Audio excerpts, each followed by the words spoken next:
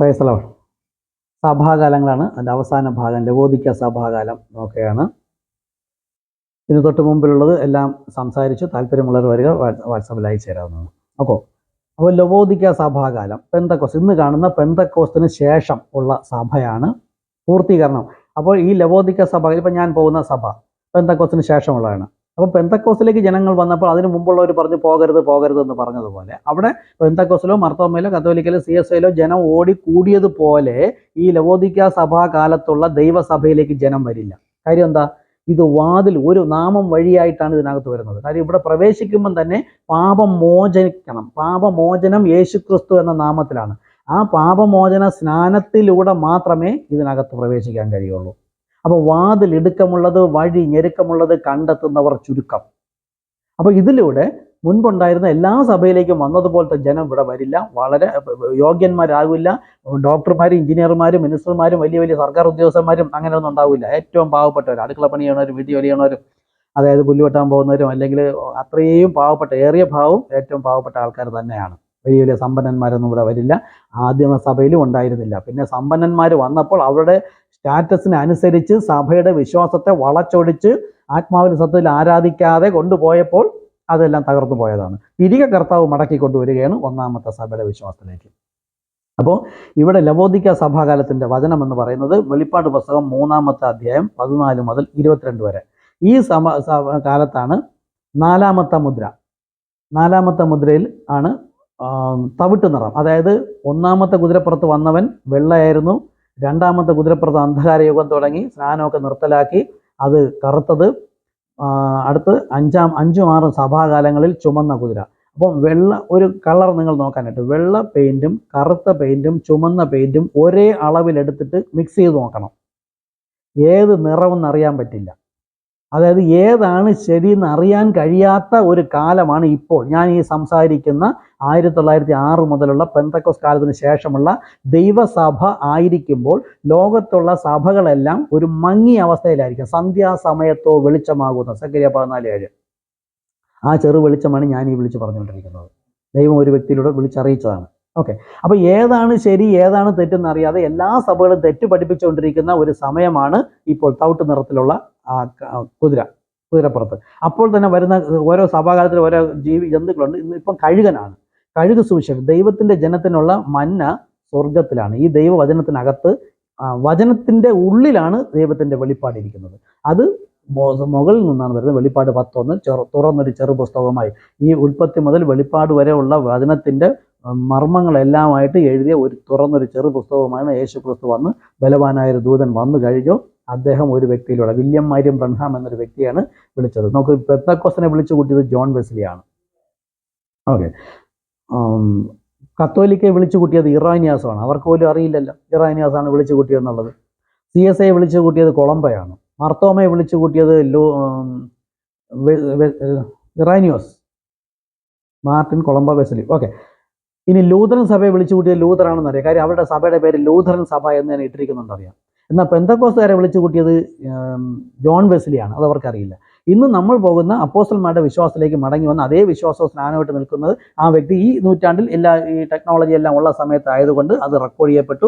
അദ്ദേഹത്തിന് ഫോട്ടോയുണ്ട്, പേര് നമുക്ക് എല്ലാവർക്കും അറിയാം. അപ്പം വില്യം മരിയം ബ്രൺഹാം എന്നൊരു വ്യക്തിയെ അമേരിക്കയുടെ ഇന്ത്യാനയിൽ നിന്ന് വിളിച്ച് പുറത്തേക്ക് കൊണ്ടുവന്നിട്ട് വെളിപ്പാട് 3-ാമത്തെ അധ്യായം 14 മുതൽ 22 വരെയുള്ള വചനം ഇപ്പോഴാണ് നിവൃത്തിയാവുന്നത്. ഈ സഭാ കാലഘട്ടത്തിൽ നിവൃത്തിയാകേണ്ടതാണ്. ആ സമയത്തുള്ള സഭാ ജനങ്ങൾ എങ്ങനെ ആയിരിക്കും നോക്കുക. അപ്പോൾ മുൻപുണ്ടായിരുന്ന ഒരു സഭാകാലത്തിലെയും ജനങ്ങളെ പോലെ ആയിരിക്കില്ല ഈ സഭാകാലത്തിൽ. ഇപ്പോൾ വചനം നോക്കാം.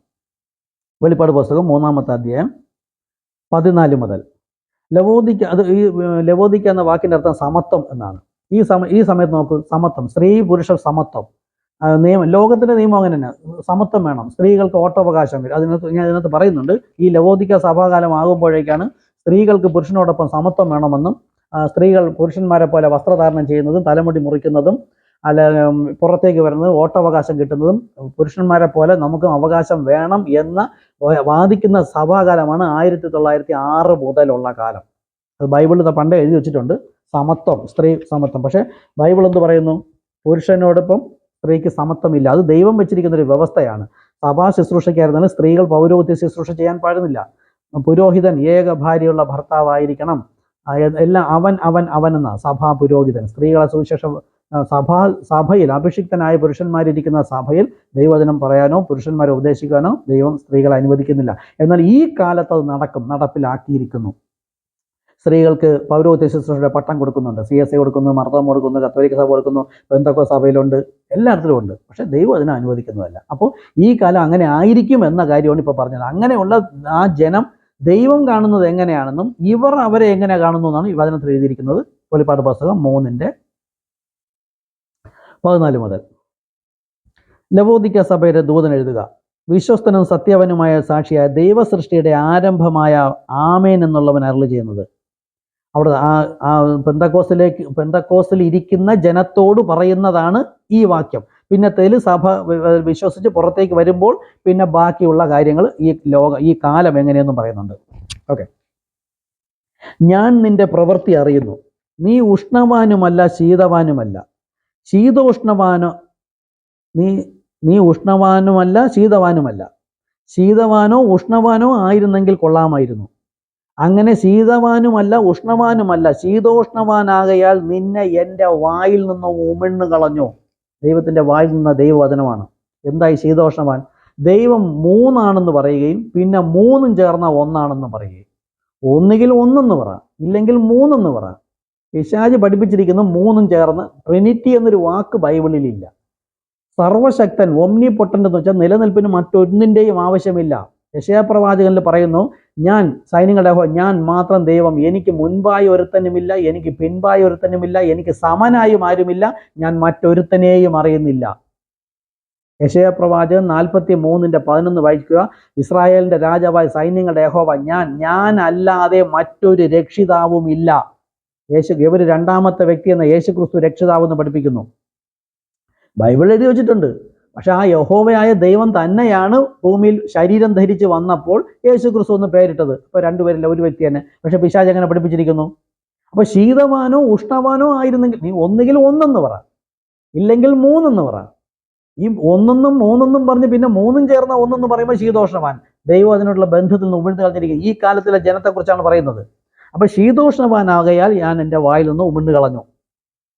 അടുത്തു ഈ സഭ ഇന്ന് ഇങ്ങനെ നോക്കൂ. ഒരു 60-70 വർഷങ്ങൾക്ക് മുമ്പ് ഉണ്ടായിരുന്നതുപോലെ അല്ല ഇന്നത്തെ സഭ. അതാ ബൈബിൾ ഈ കാലത്തിന്റെ വചനം പറയുന്നത്. ഞാൻ ധനവാൻ സമ്പന്നനായിരിക്കുന്നു, എനിക്ക് ഒന്നിനും മുട്ടില്ല എന്ന് പറഞ്ഞുകൊണ്ട് ഇന്നത്തെ സഭകൾ എങ്ങനെയാണ്? എല്ലാം സമ്പത്ത് നിറഞ്ഞിരിക്കുന്നു.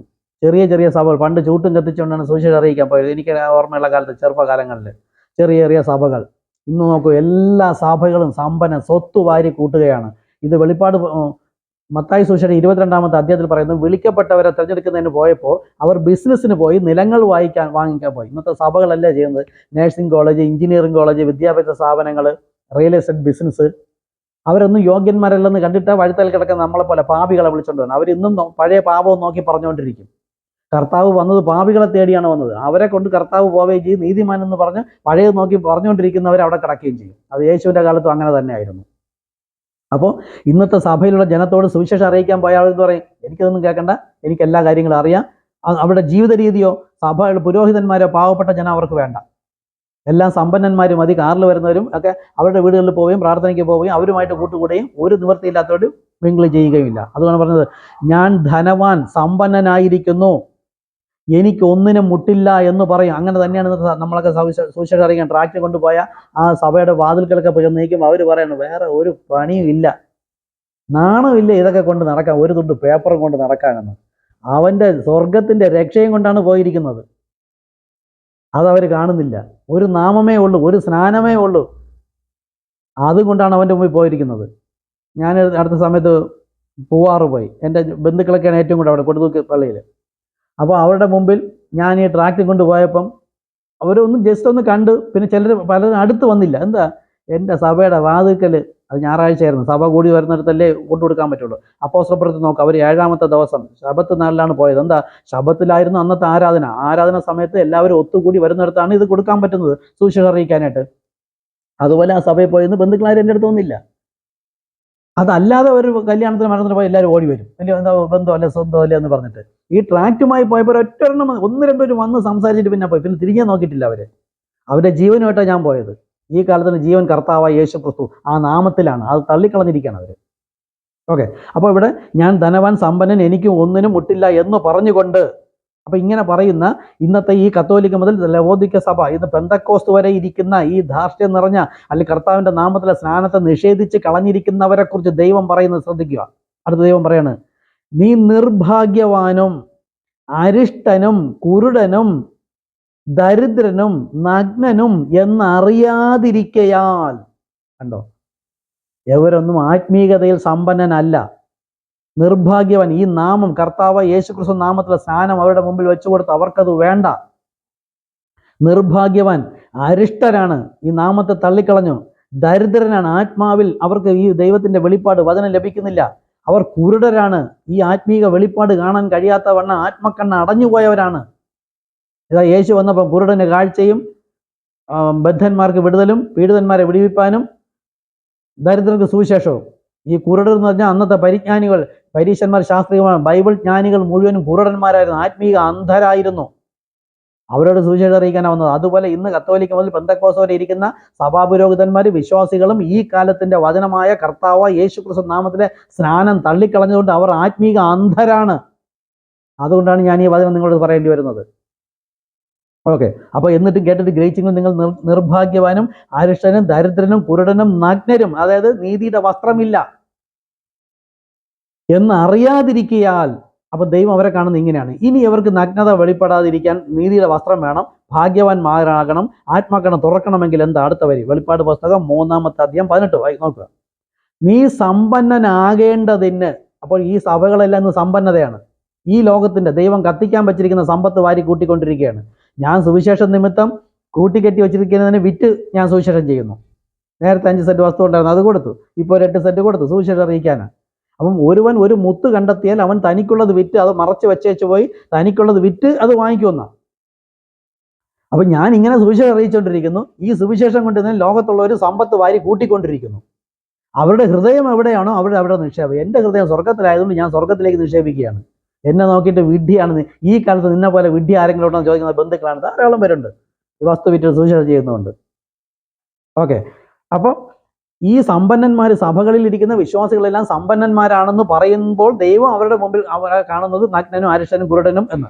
ഇനി സമ്പന്നനാകണമെങ്കിൽ നീ സമ്പന്നൻ, ദൈവസന്നിധിയിൽ ദൈവം കാണുന്ന ഒരു ആത്മീക സമ്പന്നനാകേണ്ടതിന് തീയിൽ ഊതിക്കഴിച്ച പൊന്ന് നിന്റെ നഗ്നതയുടെ ലജ്ജ വെളിവാകാൻ തക്കവണ്ണം ധരിക്കേണ്ടതിന് വെള്ളയുടുപ്പും നിനക്ക് കാഴ്ച ലഭിക്കേണ്ടതിന് കണ്ണിൽ എഴുതുവാൻ ലേപനവും എന്നോട് വിലയ്ക്ക് വാങ്ങുവാൻ ഞാൻ നിന്നോട് ബുദ്ധി പറയുന്നു.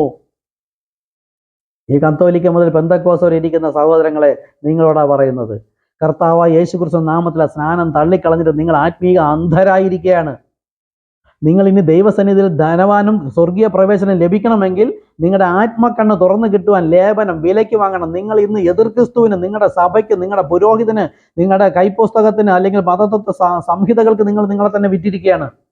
നിങ്ങൾ നിങ്ങളെ തന്നെ ക്രിസ്തുവിന് വിൽക്കുക. ക്രിസ്തുവിന് വിൽക്കുമ്പോൾ ആത്മക്കണ്ണിൽ എഴുതുവാൻ ലേപനം, പരിശുദ്ധാത്മ അഭിഷേകം തരും. അപ്പോഴാണ് നിങ്ങൾ സമ്പന്നനാകുന്നത്. അത് ഇന്ന് ഈ പെന്തക്കോസ്തിന് ശേഷമുള്ള ഞാനിപ്പോൾ പോയിക്കൊണ്ടിരിക്കുന്ന സഭയുടെ, ഒരു ദൈവസഭയുടെ കാലം തുടങ്ങുന്ന സമയത്ത് ലോകത്തുള്ള സഭ എങ്ങനെ ആയിരിക്കുമെന്ന് പണ്ടേ വെളിപ്പാടിൽ എഴുതി വച്ചിരിക്കുന്നു. സഭകൾ പറഞ്ഞു വെളിപ്പാട് പുസ്തകം വായിക്കരുത്, പിശാചാണ്. പിശാചിന് പേടി ഉൽപ്പത്തി പുസ്തകവും വെളിപ്പാട് പുസ്തകവും. പിശാച് കടന്നു വരുന്നത് ഉൽപ്പത്തിയില്ല, അവനെ കൊല്ലുന്നത് വെളിപ്പാടില്ല. ഇത് രണ്ടും അനേക സഭകൾക്ക് വെറുപ്പാ. ബൈബിൾ പോലും തുറന്ന് വായിക്കരുത്, അടച്ചു വെച്ചേക്കാണ് സാത്താൻ പറയുന്നത്.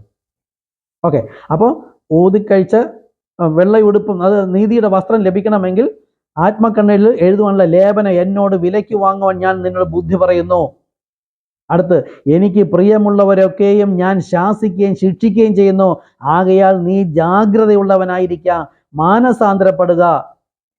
നോക്കൂ, ഇന്ന് ഞാൻ ഇതുപോലെ അറിയിക്കുന്ന അപ്പോസ്റ്റലന്മാർ, ഞാൻ അറിയിക്കുന്നത് എന്ന് വെച്ചാൽ വചനം, അപ്പോസ്റ്റലന്മാരിലൂടെ അറിയിച്ച വചനത്തിലേക്ക് തിരികെ വിളിക്കണം. അവിടെ എന്താ? ഞാൻ വാതിൽക്കൽ നിന്ന് മുട്ടുന്നു, ആരെങ്കിലും എൻ്റെ ശബ്ദം കേട്ട് വാതിൽ തുറന്നാൽ, അതായത് ഹൃദയവാതിൽ തുറന്നാൽ, യേശുക്രിസ്തു നാമത്തിൽ പാപമോചന സ്നാനമേറ്റാൽ ഈ കർത്താവിനെ രക്ഷിതാവും കർത്താവുമായി സ്വീകരിക്കുന്നത് എല്ലാവരും പറയുന്നു. അത് തന്നെ തെറ്റാ. യേശുവിനെ രക്ഷിതാവും കർത്താവുമായി സ്വീകരിച്ചെന്നും ഈ സഭകളിലുള്ള എല്ലാവരും രക്ഷിക്കപ്പെട്ടു എന്നും പറയുന്നത് തെറ്റാണ്. രക്ഷിക്കപ്പെടണമെങ്കിൽ യേശു തന്നെ കർത്താവ്, അതായത് യഹോവയായ കർത്താവ് തന്നെ യേശു ക്രിസ്തു എന്ന് വിശ്വസിക്കണം. ഇത് രണ്ടുപേരെന്ന് വിശ്വസിക്കുന്നുവെങ്കിൽ യോഹന്നാൻ 8:26 യേശു പറയുന്നു, നിങ്ങൾ നിങ്ങളുടെ പാപത്തിൽ മരിക്കും, ഞാൻ തന്നെ അവനെന്നും നിങ്ങൾ വിശ്വസിക്കായകയാൽ നിങ്ങൾ നിങ്ങളുടെ പാപത്തിൽ മരിക്കും. അപ്പൊ കത്തോലിക്ക മതത്തിൽ പെന്തക്കോസ്തോടെ ഇരിക്കുന്ന ഒരൊറ്റ രക്ഷിക്കപ്പെട്ടിട്ട് പോലില്ല. കാര്യം തൃത്വം, 3 വ്യക്തി എന്ന് പറയാണ്, ഒറ്റ വ്യക്തി എന്ന് പറ. ഞാൻ പലരോടും ചോദിക്കും, ഇപ്പൊ നമുക്ക് സംസാരിക്കാം, ഒരുവനെ കുറിച്ച് സംസാരിക്കണമോ, മൂന്നായി നിൽക്കുന്നവനെ കുറിച്ച് സംസാരിക്കണമോ, മൂന്നും ചേർന്ന ഒരുവനെ കുറിച്ച് സംസാരിക്കണമോ? അവർക്ക് അപ്പോഴേ കൺഫ്യൂഷൻ. ഇനി നിങ്ങൾ പറയുമ്പോൾ ഓടിപ്പോയി 3 ആവുകയും നിങ്ങൾ പറയുമ്പോൾ ഓടിപ്പോയി 1 ആവുകയും ചെയ്യുമെങ്കിൽ പിന്നെ ദൈവം നിങ്ങൾ പറയുന്ന അനുസരിക്കുന്ന വ്യക്തിയായി പോയില്ലേ? അതുകൊണ്ട് പിശാചിന്റെ ഈ തന്ത്രങ്ങളൊക്കെ മാറ്റിയിട്ട് ഇന്ന് ഈ സന്ദേശം കേട്ട് ഹൃദയവാതിൽ തുറന്നു കൊടുത്താൽ കർത്താവ് അകത്ത് വരെയും മന്ന വിളമ്പി തരികയും ചെയ്യും. അടുത്തതിൽ പറയാം, 15.